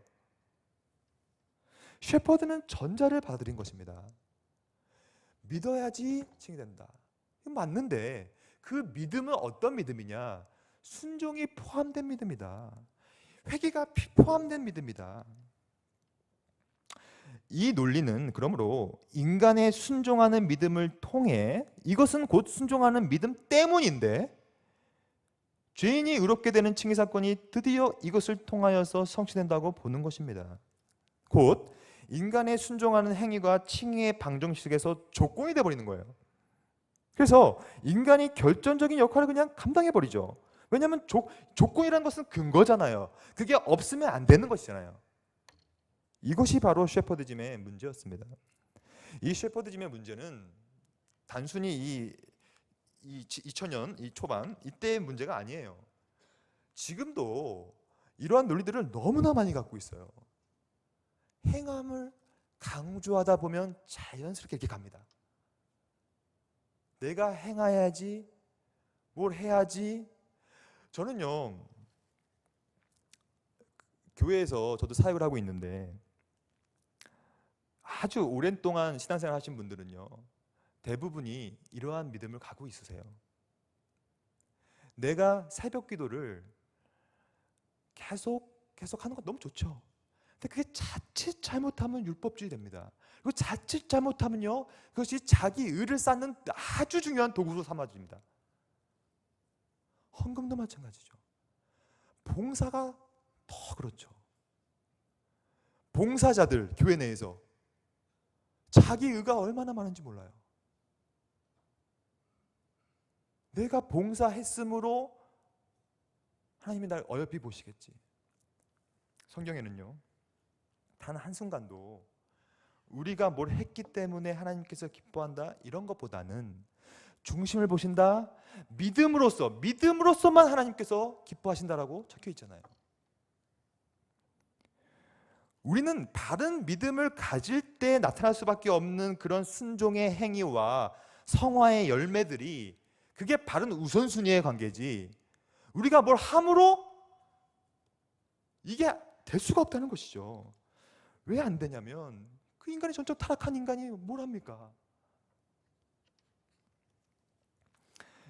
순종과 인내와 회개가 우리의 근거가 되냐 안 되냐, 칭의의 조건이 되냐 안 되냐 문제는 대단히 중요한 문제입니다. 그러면 우리 개혁신학은 과연 뭐라고 얘기하는 거 있는가? 과연 저 사람은 지금 성화를 약화시키고 있는 말을 하고 있는 것인가? 윤리를 약화시키고 있는 거, 저거 이상한데? 이런 말씀을 뭐 이렇게 의심할 수도 있습니다. 그럼 뭐라고 얘기하고 있는 걸 볼게요. 우리는 개혁신학에서는 이런 얘기를 하죠. 법적적 칭의다. 이것을 뭔지를 우리가 한번 남은 시간 동안 보고 칭의가 정확히 어떻게 이해해야 되는 것을 우리 한번 볼게요. 칭의 교리를 다룸에 있어서 칭의란 단어의 그 의미 자체를 정확히 규정하는 것보다 더 중요한 것은 없습니다. 왜냐하면 이 칭의라는 단어의 의미를 어떻게 이해하느냐에 따라서 칭의의 구조, 과정, 결과가 판이하게 달라지기 때문이에요. 결론은 칭의는 죄인을 향한 하나님의 법적 선언으로 이해해야 됩니다. 왜 하나님의 법적 선언으로 이해해야 되는지를 총 3가지로 보도록 하겠습니다. 첫 번째, 성경적인 이유입니다. 구약에서는 의롭다라는 뜻을 나타내는 단어로서는 짜다크가 사용되었는데, 또한 신약에서는 디카이오가 사용되었죠. 둘 다 다양한 측면에서 다양한 용법들이 쓰이고 있지만 법정적 선언의 의미가 대단히 많이 내포되어 있는 단어라고 우리는 봅니다. 구약에서는 대표적으로 신명기 25장 1절을 볼 수 있죠. 사람들 사이에 시비가 생겨서 재판을 청하면 재판장 그들을 재판하여 의인은 의롭다 하고 악인은 정죄할 것이다. 너무나 이런 용어들이 많이 나옵니다. 의롭다라는 이 짜다크라는 용어 자체에 어떠한 재판정, 법정적 이런 느낌이 굉장히 많이 있다는 것이죠. 하지만 언제나 재판장은 이 의인을 의롭다고 선언하고 죄인을 악하다고 선언하는 법적인 권리와 권위가 있는 존재입니다. 그러므로 죄인과 의인을 가르는 기준은 법적으로 공명전대해야 됩니다. 이 공명전대한 기준점을 바로 하나님의 성품에 돌리고 있죠. 이렇게 얘기하고 있죠. 나는 악인을 의롭다 하지 아니하겠노라. 이것은 하나님이 자신의 존재와 성품을 드러내는 것이에요. 나는 의로운데 나는 악인을 의롭다 하지 않을 것이야. 성경에서 나오는 이러한 모든 이 짜다크나 이런 용어들은 심판을 결부하고 있습니다. 주는 하늘에서 들으시고 행하시되 주의 종들을 심판하사 악한 자의 죄를 정하여 그 행위대로 그 머리에 돌리시고 공의로운 자를 의롭다 하사 그의 의대로 갚으시옵소서. 이러한 모든 구약 구절들, 뭐 제가 몇 개밖에 안 했지만 되게 많습니다. 이 짜다크를 사용한 용어들이 이런 것을 기본 언어로 삼아서 법정적으로 의롭다고 선언하는 의미가 거기 안에 많이 내포되어 있죠. 특별히 신약에서는 더 많이 나타납니다. 디카이오가 많이 나타나고 있는데 로마서 8장이 대표적이죠. 누가 능히 하나님께서 택하신 자들을 고발하리요, 뭐 송사하리요라는 번역본도 있죠. 의롭다 하신 이는 하나님이시니. 로마서 8장은 거의 뭐 법정적 용어로 가득 찼죠. 이 법정적 선언에 대해서 그 누구도 법적으로 고발할 수 없다는 것입니다. 로마서 4장 5절, 이를 아니하실지라도 경건하지 아니한 자를 의롭다 하시는 이를 믿는지 그 믿음을 의로 여긴다. 여기서 바로 우리는 법정적 칭의 개념이 무엇인가가 저기 나와 있죠. 이것입니다. 즉 죄인을 의롭다고 선언하시는 이유는 그 죄인이 어떤 행위를 해서가 아니라, 그러니까 이를 아니하실지라도 혹은 경건했기 때문도 아니고, 그러므로 경건하지 아니한 자, 오히려 재판장이신 하나님께서 죄인의 믿음을 보시고 의롭다고 간주 혹은 여겨주신다는 것입니다. 바로 이것이 로마서의 주제잖아요. 바로 여기서 법적적 선언 개념으로서의 칭의 개념이 명확히 드러나죠. 짜다크와 디카이오 이런 사용들은 죄인을 의롭게 만들어 주는 의미가 아니라, 또한 인간의 행위와 인간의 어떠한 조건으로 인해서 너는 의롭게 된다는 그런 의미가 아니라, 여전히 죄인임에도 불구하고 성적으로 의롭다 선언하고 여겨주고 칭의해 주는 것을 의미한다는 거예요. 그러므로 이 의롭다라는 성경적 용례는 본질적인 갱신, 로마 가톨릭적이죠. 또한 의롭게 변화되어가는 과정, 성화죠. 이것을 지칭한다기보다는 죄인의 법정적인 신분이 바뀐 거에 대한 선언에 가깝다는 거예요. 선언. 이렇기 때문에 루터는 늘 이 얘기를 했잖아요. 우리는 죄인인 동시에 의인이란 말이 여기서 나온 거예요. 우리는 여전히 죄인이다. 너 죄인 아니야? 너도 죄인이잖아. 너도 죄인이고 다 죄인이잖아. 근데 너의 신분은 의인이야. 이게 굉장히 역설적이지만 이 안에 법정적 선언의 의미가 담겨져 있고, 또한 동시에 우리의 행위와 우리의 믿는 조건으로 인해서 뭔가 우리가 자체가 내적으로 갱신이 된다는 뜻이 여기 안에 포함되어 있지 않아요. 그 누구도 이 땅 가서 100% 완전한 의인 될 수가 없습니다. 그건 웨슬리안적인 완전주의적인 문제죠. 그러면 법정적 선언으로서의 신학적인 이유를 보겠습니다. 왜 그러면 이것이 중요한가? 왜 자꾸 법정적 칭의가 중요하다고 하는가? 신구약 성경 속에서 사용된 의롭다라는 단어가 뜻하는 바는 내부적 변화나 갱신을 뜻하는 바가 라기보다는 42페이지로 넘어갑니다. 신분에 대한 법적 선언이라는 사실을 앞에서 살펴보았습니다. 또한 법적 선언을 하는 주체가 바로 공의로운 재판장이신 하나님이라는 사실도 살펴보았습니다. 이를 확고히 하는 건 너무나 중요합니다. 너무너무 중요해요. 왜냐하면 첫 번째, 칭의 선언의 궁극적인 주체를 온전히 하나님께로 돌릴 수 있기 때문이에요. 다시 한번 읽습니다. 칭의 선언의 궁극적인 주체를 하나님께로 돌릴 수 있기 때문이에요. 그러니까 법적인 선언은 재판장이 할 수밖에 없죠. 죄인이 아무리 법정에서 나는 의로워요, 나는 죄가 없어요 라고 외쳐봤자 안 되는 거예요. 법적인 선언은 재판장이 하는 것이죠. 공의로운 재판장은 사사로운 감정을 근거로 재판하지 않습니다. 공의로운 법의 기준으로 재판하는 것이죠. 유일무이하고 영원하신 재판장이신 그분이 하는 법의 근거에서 내는 선언은 언제나 옳고 공의롭습니다. 만약에 우리가 그 하나님의 성품을 믿는다면, 그 하나님의 성품에 가득 깃들어 있는 그의 법은 무궁하고 공명전대하기 때문에 우리는 이것을 믿고 있잖아요. 그러므로 함부로 하나님의 판단에 토를 달 수 없어요. 욥기서에서 늘 나오는 말이 이겁니까? 하나님이 하시는 것이 너희가 뭐냐? 법정적 칭의 개념의 특징은 뭐냐면 누가 칭의의 궁극적인 주체라는 거예요. 하나님만이 그것이 가능하다는 것입니다. 이러한 고백은 인간 스스로가 칭의 선언의 궁극적 주체가 되고자 하는 열망으로 가득 찬 지금 이 근현대 칭의론의 인간 중심주의적인 경향, 이것에 경종을 잇는 고백이죠. 왜 자꾸 인간이 칭의를 하려고 하는지 모르겠습니다. 내가 어떻게 칭의를 할 수 있을까요? 우리가 칭의 선언의 궁극적인 주체는 하나님이 되셔야 됩니다. 만약 칭의 선언의 주체를 인간으로 상정한다면 이것이야말로 정말 똥 묻은 개가 겨 묻은 개를 나무라는 격이죠. 전적 타락한 인간이 전적 타락한 또 다른 인간을 향해 의롭다고 선언할 수 있을까요? 공의상 그렇게 해서는 안 되는 것입니다. 자기 스스로를 자기 스스로 의롭다고 셀프 칭의할 수도 없는 것이에요. 오로지 상천하지의 가장 공의로우신 분, 그 재판장이신 그분이 법적으로 의롭다고 선언할 수 있는 자격과 권리가 있는 분입니다. 그분이 바로 하나님입니다. 그분이 바로 칭의 사건의 궁극적인 주체이죠. 이 귀한 진리를 이 법정적 칭의 개념이 정확히 말해주고 있다고 생각합니다. 우리가 할 수 없다. 나의 회개와 나의 순종에 그것이 조건이 될 수가 없다. 하나님이 하셔야 된다. 이것을 부르짖은 것이 루터의 종교개혁 아닙니까? 하나님이 하셔야 된다. 하나님의 의로 될 것이냐 사람의 의로 될 것이냐가 계속해서 로마서와 갈라디아서 주석하면서 한 말 아닙니까? 두 번째로 칭의의 법정적 개념이 중요한 이유는 칭의는 신분의 변화이지 내부적 갱신과 변화를 뜻하는 것이 아니기 때문이에요. 이것을 제가 오늘 많이 강조했지만 또 한번 강조합니다. 너무 중요합니다. 죄인의 신분을 의인의 신분으로 간주하는 것에 대한 이야기가 바로 칭의이기 때문이에요. 칭의는 내부적 질이 결정적으로 갱신되고 변화되고 실제적으로 실효적으로 의로운 자가 되어버리는 내부 탈바꿈의 이야기가 아니라는 거예요. 이것은 아까 우리가 본 것처럼 이건 의화죠. 의화. 우리는 칭의를 내부 탈바꿈이 아닌 법적 선언으로 봅니다. 이것은 이제 두 가지의 아주 중요한 이 단어 차이가 여기 나오는데요. 전가냐 주입이냐 아주 팽팽한 의미 차이가 있죠.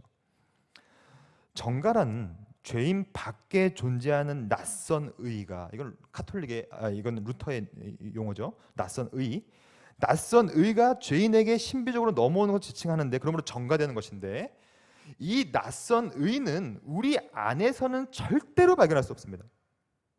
우리는 전적 타락했기 때문이에요. 그러니까 이 낯선 의를 루터는 또 다른 말로 표현하는데 그것은 외부적인 의다. 외부에서 오는 것이다.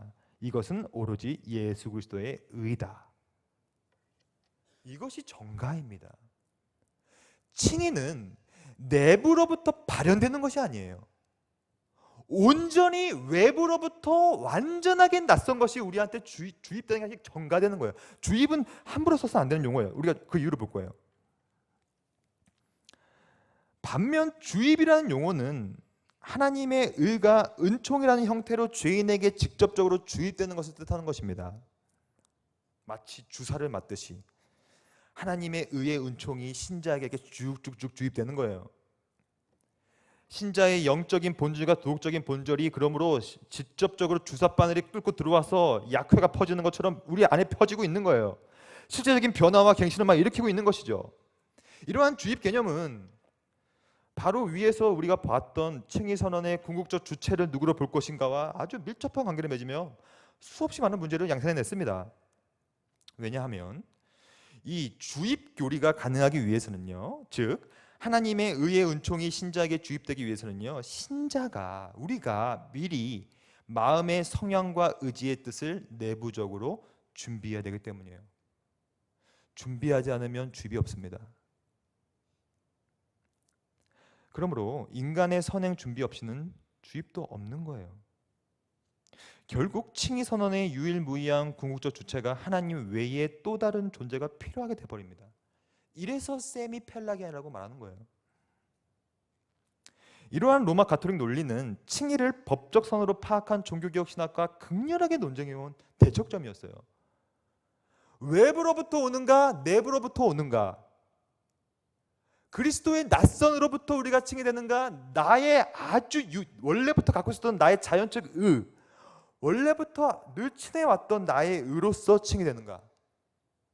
인간을 신뢰할 것인가 신뢰하지 않을 것인가, 전적으로 타락한 인간을 볼 것인가 아니면 뭔가 부분 박탈 정도로 볼 것인가, 이것으로 모든 것이 갈려버리는 거예요.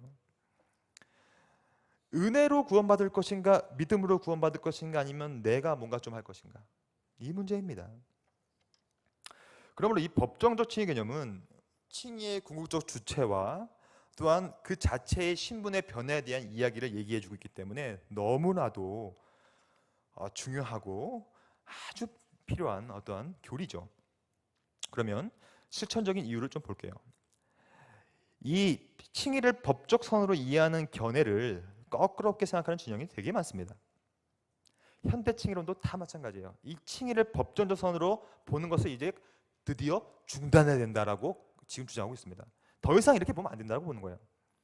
두 가지 논리가 있어요. 첫 번째는요, 왜 그러냐면 만약에 칭의가 법적 선언에 불과하다면 그러한 칭의는 그냥 신자의 삶에 아무런 영향을 끼치지 못하는 그냥 사변적인 탁상공론에 불과하다.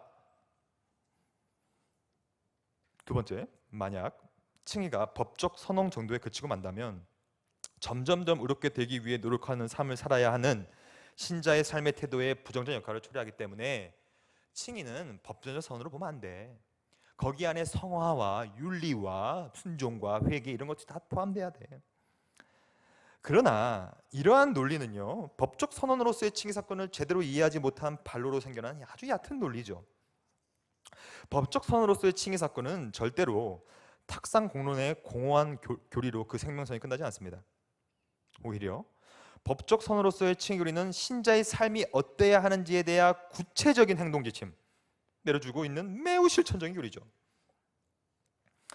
의롭다고 간주될 그 어떤 자격도 없는 저 같은 사람이 정말로 이 하나님의 전적인 은혜로 의롭다고 칭함을 받았다면, 나는 아무것도 없는데 그냥 아주 외부에서 낯선 누가 나한테 이 전가됨으로 내가 죄인인데 죽음의 권세 아래 머무를 수밖에 없는데 의인으로 칭함을 받았다면, 이 사실을 깨달은 자가 마땅히 해야 할 행동은 당연히 이 은혜에 감사하고 최선을 다해 순례자의 길을 의와 진리의 거룩함으로 살아내는 것, 이것이 에베소서에서 늘 얘기하고 있는 거잖아요.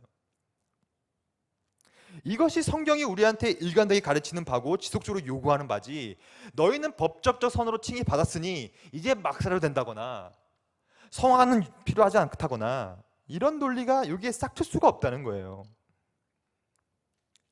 늘 성경은 말합니다. 이미 너희는 칭이 되었지만 그럼에도 불구하고 여전히 죄와 피 흘리기까지 싸워야 한다.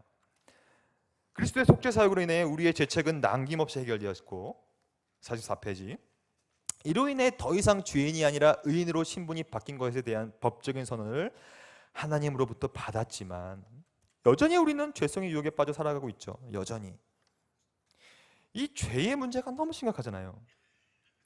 그러므로 우리가 그리스도와의 연합 가운데 이미 받은 의인이라는 법전적인 신분은 이 죄와 싸워 나갈 수 있는 참되고 강력한 원동력을 신자들에게 제공할 수 있죠.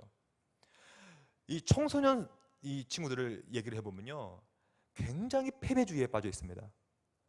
죄와 너무나 싸우다가 실패하기 때문에 나는 이제 버린 몸이다, 나는 이제 안 되나 보다, 이 시각과 올라오는 이 유욕과 정욕들을 이 제어할 수 없으므로 나는 이제 끝났다, 나는 이제 더 이상 구원 못 받는다, 패배주의에 빠져버렸어요. 근데 이 법전적 칭의 개념은 그것으로가 아니라 너가 그리스도를 믿음으로 그와 그리스도의 연합 가운데 있다면 완전하게 외부적인 낯선 누가 너한테 전가됨으로 너는 이제 법정으로 의롭다고, 여전히 죄인이지만 의롭다라고 칭함을 준다는 교리이기 때문에 이제 다시 한번 죄와 싸워 나갈 수 있는 강력한 원동력을 제공할 수 있죠. 또한 로마서 8장에 늘 얘기하고 있다시피 죄는 더 이상 우리의 삶에 궁극적인 주인으로 하지 못한다고 말하고 있습니다. 죄의 주재권, 그리스도 안에 있는 자의 죄의 주재권은 더 이상 우리를 감쌀 수가 없는 거예요. 바로 이것이야말로 법적 선언으로서의 칭의 교리가 한껏 품고 있는 실천성의 정수라고 생각합니다. 우리 논의를 정리하면서 한번 이때까지 논의를 한번 정리했으면 좋겠습니다. 그리스도 안에 있는 신자는 공의로운 재판장이신 하나님의 법적 선으로 죄인의 신분이 아닌 의인의 신분으로 비로소 하나님 앞에 담대히 설 수 있게 되었습니다. 신자는 이제 거룩하고 흠없고 책망할 것이 없는 자로 선언되어서 하나님과 화목하게 되었습니다. 그리스도 안에서 의롭다 선함을 받은 우리는 이제 그 어떤 것으로부터 결코 정죄함이 없습니다. 그러므로 법적 선으로서의 칭의는 감격이고 은혜입니다. 우리를 본질상 진노의 자녀에서 의의 자녀로 신분적인 입적을 해준 것이죠. 이는 의롭고 영원한 재판장이신 성부 하나님께서 성자 그리스도의 온전한 의의 전가를 통하여 우리의 새로운 신분을 법적으로 만천하에 선포하신 것입니다. 이것이 바로 법적 선언의 칭의 사건의 모체의 핵심입니다. 그러므로 법적 선언으로서의 칭의는 우리가 도저히 감당할 수 없을 만큼 위대하고 감격적인 사건 중의 사건이요 복중의 복입니다. 우리가 본 것처럼 칭의 교리는 하나님의 주권만 강조되어서도 반대로 인간의 역할 책임만 강조되어서도 안 됩니다. 반드시 하나님을 칭의의 궁극적인 주체로 놓고 인간은 칭의의 대상으로 상정해야 됩니다. 이게 아주 중요합니다. 인간이 칭의의 궁극적인 주체가 될 수 없어요. 대상입니다. 칭의 되어지는 거예요. 수동적으로. 칭의의 영역 내에서 인간의 역할은 도구적 수단으로서 믿음을 갖게 되는 것이죠. 왜냐하면 이 믿음만으로 하나님을 기쁘시게 만들 수 있기 때문이에요. 그러므로 여전히 이 이신칭의의 교리는 필요합니다. 인간의 역할은 필요한 것이죠. 그러나 확실한 것은 이 구원에 우리를 이르게끔 하는 이 믿음이 우리 내부로부터 발현되는 것은 아니라는 거예요. 믿음 또한 하나님께서 주시는 너무 값진 선물이기 때문입니다. 저는 웨스트민스터 신앙 고백서 11장 1절을 그 어떤 것보다도 좋아하는데요. 제가 너무 좋아하니까 우리 마지막으로 같이 한번 읽겠습니다. 이 각주 63번에 나와 있어요. 같이 한번 읽을게요. 하나, 둘, 셋.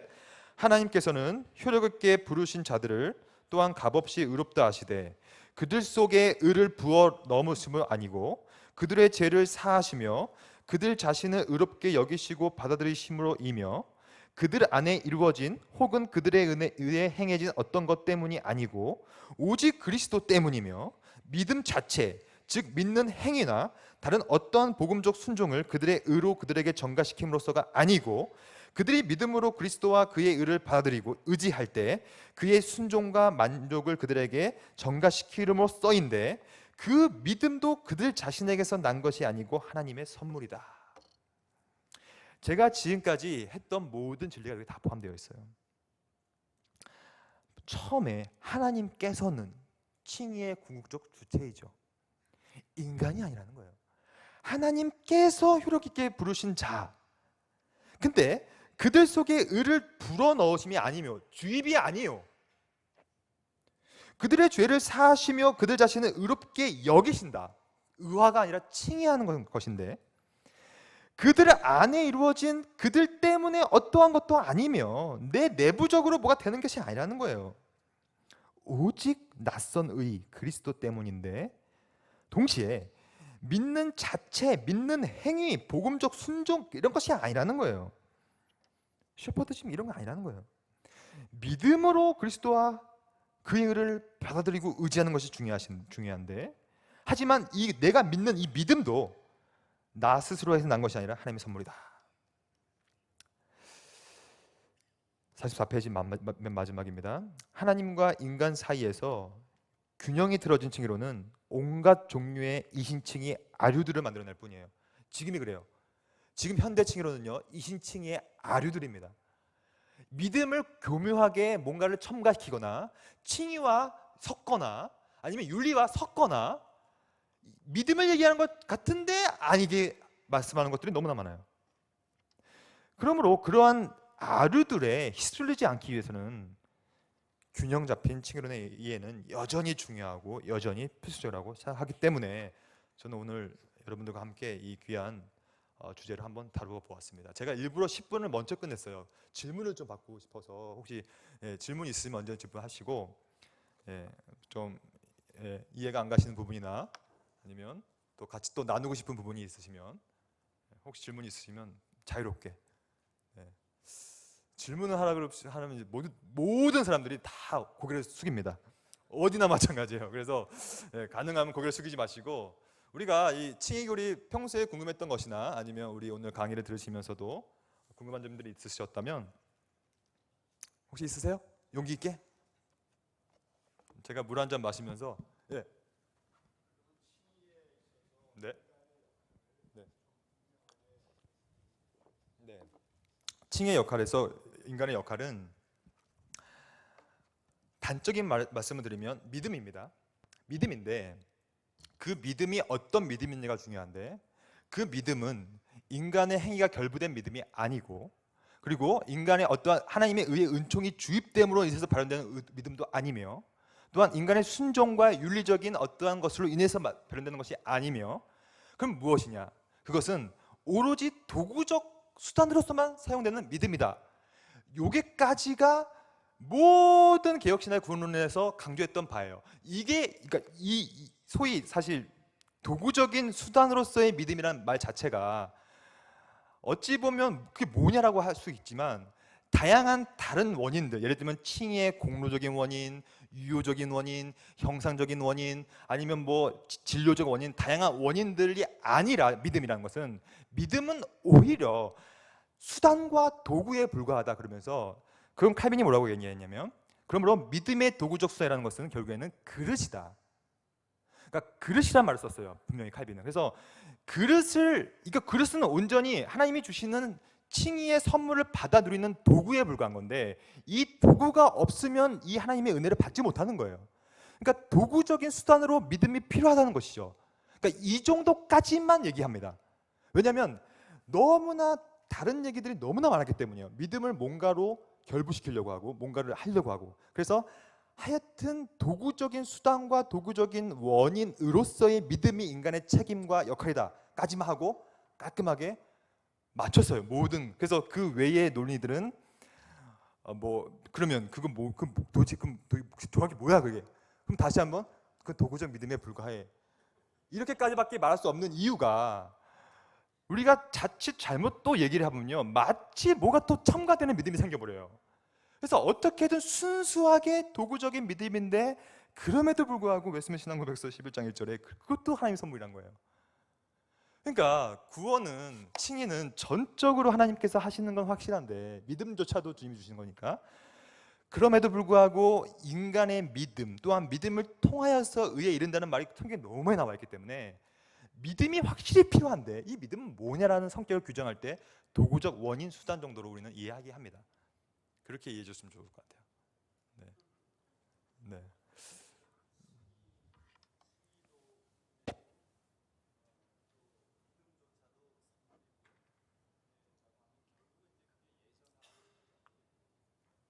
아주 밀접한 연관이 있죠. 그래서 칼빈은 구원론을 다루기 전에 먼저 신론을 다루면서 예정론을 다룹니다. 그래서 분명히 이제 여기 나왔다시피, 웨스민스터 신앙고백서에 나왔다시피, 하나님께서 효력 있게 먼저 부르신 자, 이것이 부름 전에 예정이 있기 때문에 부른 거거든요. 그래서 그런 것들이 당연히 우선시 되고, 그 다음에 그것이 우리의 삶에 성령의 조명하심에 우리에 적용되는 것이죠. 그래서 당연히 모든 것들을, 이 세상에서 벌어지는 모든 시간 속에 실행되는 모든 것들은 전부 다 하나님의 작정에 근거를 두고 있는 것이죠. 그런 의미에서 칭의도 여전히 예정에 근거를 두고 있죠. 그것은 그렇게 얘기할 수 있죠. 네. 네.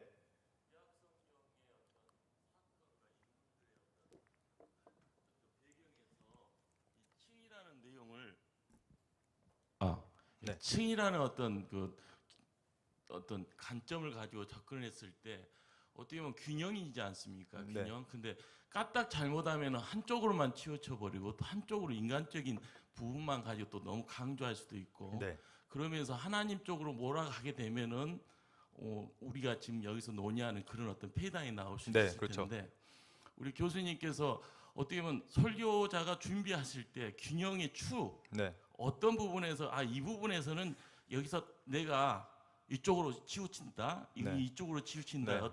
어떤 그 좀 간단하게 네. 설교자들이 찾아갈 수 있는 그 어떤 네. 균형 추를 네. 좀 소개를 해주시면. 네, 이것은 설교자의 균형추도 그렇고요, 우리 삶의 양태와 태도도 마찬가지인데, 그리고 신학을 하는 사람의 입장으로서의 태도도 마찬가지인데요, 언제나 모든 일들은 사실 그러니까 인간과 사람과 또한 하나님과의 신적 협력 관계 속에서 다 이루어집니다. 그래서 뭐 설교도 마찬가지죠.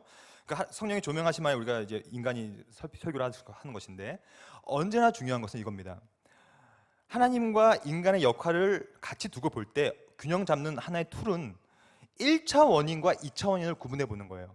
그래서 모든 일은 1차와 2차가 같이 가는 거예요. 1차 원인과 2차 원인이 협력해서 선을 이루는 것인데, 1차 원인은 늘 하나님이죠. 늘. 그리고 2차 원인은 배제돼서는 안 돼요. 여전히 2차 원인은 늘 인간과 세계입니다. 이게 사실 이건 철학적 논인데, 그래서 1차 원인은 하나님이시고 2차 원인은 사람과 이 세계라면 이것이 같이 협력할 수가 있는데, 중요한 것은 우선순위가 그 도구적 툴이라는 거예요. 반드시 1차 원인 하나님이 먼저 가야 된다는 거죠. 그러니까 칭의도 성화도 심지어 성화조차도 1차 원인이 하나님이 성화의 은혜를 주시지 않으면 2차 원인이 할 수 없다는 것이 우리의 기준점이 돼야죠. 그러니까 모든 일은 하나님과 인간이 같이 해 나가는 것인데, 이것이 역전되면요, 이것이 바로 아르민수주의예요. 아르민수주의도 1차 원인, 2차 원인 얘기합니다. 하나님이 1차 원인이고 2차 원인인데, 여기서는 2차 원인이 마치 1차 원인으로 역전돼서 우선순위가 인간에서 둬버리는 거거든요. 근데 우리가 설교하실 때도, 어떠한 모든 일을 하실 때, 신학 공부를 하실 때도 그렇고요, 모든 일은 하나님과 인간이 같이 하지만 그 기준점은 언제나 우선순위는 1차원인 하나님이 먼저 있다. 이것을 우리가 꼭 붙잡고 간다면 소위 인간 중심적인 설교나 본문 해석이나 아니면 신학적인 내용들이 적용될 수 없다고 저는 봐요. 이해가 가셨습니까? 네. 그래서 이것은 이제 1차 원인, 2차 원인은 이제 아주 뭐 중요한 논의 중에 하나인데, 언제나 그럼에도 불구하고 1차 원인은 늘 1차 원인은 하나님으로 존재해야만 한다. 이것이 역전되는 순간에 자칫 잘못하면 인간이 뭔가를 해갈 수밖에 없다라는 것이죠. 또 질문 있으세요? 자유롭게. 네. 네. 저는 이렇게 생각해요. 믿음과 순종과 회개, 이런 모든 것들은 어차피 우리가 칼로 날카롭게 구분할 수는 없다고 봐요. 그렇잖아요. 그래서 믿음이 순종이고 다 버무려 있는 것인데, 여기서 핵심은 그 순종이 포함된 믿음 자체가 우리 칭의의 조건과 근거가 될 수 없다는 얘기예요. 그것이. 근데 반드시 있어야 되고, 그 믿음은 순종과 회개와 모든 선행이 같이 포함되어 있는 것인데, 이것은 칭의된 결과로서 우리가 가져야 되는 것이죠. 그러므로 이걸 날카롭게 구분할 수는 없지만, 날카롭게 구분할 수 있는 하나의 기준점은 조건으로 삼냐 안 삼냐의 문제예요. 이 문제예요. 그러니까 믿음도 분명히 순종과 성함과 다 들어가야죠. 근데 그것이 조건이 될 수는 없죠, 칭의에. 예, 그렇게 이해했으면 좋겠어요. 또 질문 있으시면. 네. 이 인간의 책임과 하나님 그걸 이렇게 너무 이렇게 도는 건 이해하겠고요. 네. 거기서 성령의 역할이 네. 계셔서 우리가 열합이라고 이렇게 연결되면 그런 것들이 좀 더 자연스럽게 될 것 같은 느낌이 좀 네, 성경에서도 네. 믿는 자고 그 이름을 영접하는 자고 그 이름을 믿는 자는 이렇게 네. 그거는 또 어떻게 연결시켜야 네. 되는 겁니까? 일단 지금 하나님의 주권과 인간의 역할 사이에서의 균형 맞춘 이 논의는 일단 그 구원론적인 카테고리고요. 성령론은 또 다시 성령론이나 아니면 신령 영역인데, 이것을 이제 사실 버무릴 필요는 있어요. 이렇게 생각해요, 저는. 삼위일체라는 것은 각각의 삼의 위격으로 계시잖아요. 그래서 성부와 성자와 성령인데, 왜 위격으로 계시는가? 각각의 위격적인 경륜의 역할의 차이가 있기 때문이잖아요. 그게 구별성인데, 그러니까 성부는 언제나 작정의 역할을 하시죠. 그래서 그는 모든 일을 작정하시고 계획하시는 분이고, 성자, 두 번째 위격인 성자 그리스도는 그것을 실행하는 분으로서 그분이 모든 것을 실행하시잖아요. 그럼 성령의 역할은 무엇인가? 칭의에 있어서 칭의는 언제나 완성자의 역할을 담당합니다. 그리고 개인적인 적용 사역을 하시는 분이거든요. 그래서 그런 의미에서 뭡니까? 성령의 세 번째 위격은 하나님께서 예정하셔가지고 작정하셔가지고 누구 한 분을 의롭다고 칭함을 받는 그 사건 가운데서, 그 하나님이 작정하셨다면 그 작정을 그리스도께서 이중 순종을 통하여서, 능동과 수동 통하여서 온전히 감당하심으로 그가 의롭게 되어서 그 의가 우리한테 전가되는 그 실행자의 역할을 하시고, 이제 그 역할이, 그 유익이 성령의 감동하에, 또한 성령의 영감하에 의해서 이 성령께서 우리 개인 삶에 그 유익을 적용하는 사역을 하는 것이죠. 그러므로 칭의는, 제가 오늘 그것을 일부러 삼위일체론적으로 푸지는 않았지만, 칭의도 여전히 그러므로 삼위일체론적인 사역이고요. 그리고 어느 것 하나 삼위일체론적인 사역이 아닌 것이 없습니다. 창조도 마찬가지고 섭리도 마찬가지고 모든 것이 마찬가지죠. 근데 언제나 삼위일체 내의 위격 간의 구별에 의해서 성령은 그것을 완성하고 적용하는 사역을 하는 측면에서는 그리스도의 유익을 우리한테, 칭의의 유익을 우리한테 적용하는 사역이다. 그렇기 때문에 구원의 서정 사역이 성령의 적용이거든요, 사실. 그런 의미에서 성령도 굉장히 중요하고 삼위일체론적으로 이 칭의론 가운데서 얼마든지 연결시킬 수 있는 부분이 있죠. 네. 이해가 좀 되셨나요? 답변이 되셨나요?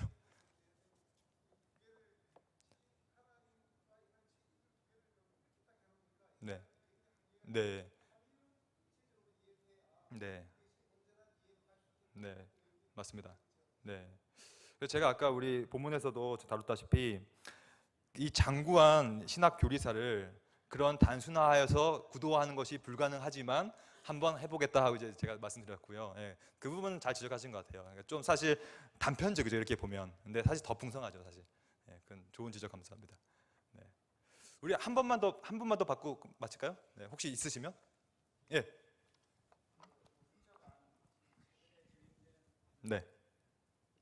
이런 칭의 문제에 대해서도 네. 이렇게 좀 정리가 좀 잘 되는 것 같아서 참 네. 감사드리고요. 네. 근데 이제 우리가 목회 현장이라는 그 네. 신학이라는 것이 어떤 우리의 신앙을 이해하는 거잖아요. 그러니까 실제적인 현장에서는 사실 알미니안주의가 맞지 않습니까? 너무 많죠. 왜냐하면은 회개할 때까지 기다려라, 하나님이 구원의 신앙을 선물로 주신다, 이렇게 하는 것이 아니고 회개하라, 그리고 주 예수를 믿어라, 이렇게 네. 되는 거잖아요. 그 자체 내용은 사실 알미니안이고, 네. 그러나 우리 그걸 규명할 때 보니까 이 선물도 믿는 것도 네, 하나님 하나님 주신 선물이다. 것이고, 네. 그다음에 우리 그렇게 할 수 있는 것도 하나님 주신 네. 거고, 칭의와 성가도 다 네. 하나님의 선물로, 이렇게 이제 이해하면 될 것 같아요. 네. 그거 다 기다리고 있으라, 하나님이 선물 줄 때까지 뭐 네. 이렇게 되지는 않는. 네. 잘 지적하셨는데 이렇게 이야기할 네. 수도 있습니까? 어떻습니까? 근데 이제 한국 교회의 문제점을 정확히 지적하셨는데, 사실 한국 교회는 왜 그런지 모르겠지만 이게 제가 볼 때는 이 한국적인 감성과 한국적인 민족성이 많이 포함되어 있는 교리가 많이 녹아 들어 있는 것 같아요. 그래서 지성이면 감청이라고 이런 어떠한 문화 속에서 뭔가 이제 내가 뭘 해야지, 그러니까 안 하면 못 견뎌 하는 거예요. 그러니까 사실 안 하면 못 견뎌 하면 안 되잖아요. 더 좋죠. 근데 왜 안 시키지? 왜 이걸 안 할래? 뭐 이런 느낌들이 많은 것 같아요. 그런데 저는 그것은 바울이 늘 얘기했다시피 뭐 갈라디아서 이런 데 보면요, 헬라파 유대인들을 늘 막 저주하잖아요. 그러면서 심지어 이렇게 얘기합니다. 다른 복음을 전하면 저주를 받을지도, 이렇게 얘기해요. 그건 누가 대한 거냐면 헬라파 유대인들한테 한 말입니다. 왜냐하면 계속해서 이신칭의의 복음을 선포했는데 자꾸 헬라파 유대인들이 와가지고 야, 율법을 지켜야 돼, 이런 얘기를 하니까요. 근데 이러한 것들이, 율법주의와 아르미니스주의적인 것들이 한국교회에 팽배하고 우리 목회사 가운데도 팽배한데, 저는 그것은 정말 유사 복음이고 그건 정말 다른 복음이라고 생각해요. 그러니까 우리 목회자들, 우리 분들이라도 정말 이 구원의 어떤 궁극적인 주체와 시작점, 그리고 그거에 대한 방편에 대한 것들을 더 연구하셔가지고 그 설교로 잘 봉안하셔야 된다고 봐요.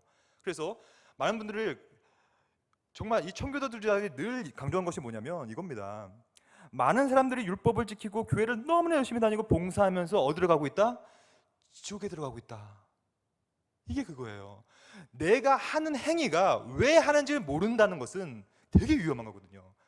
그러니까 왜 선한 행위를 하고 왜 아르미니스주의적인 논리가 그게 뭐가 문제인가를 계속해서 녹여내서 설교를 해드려야 됩니다.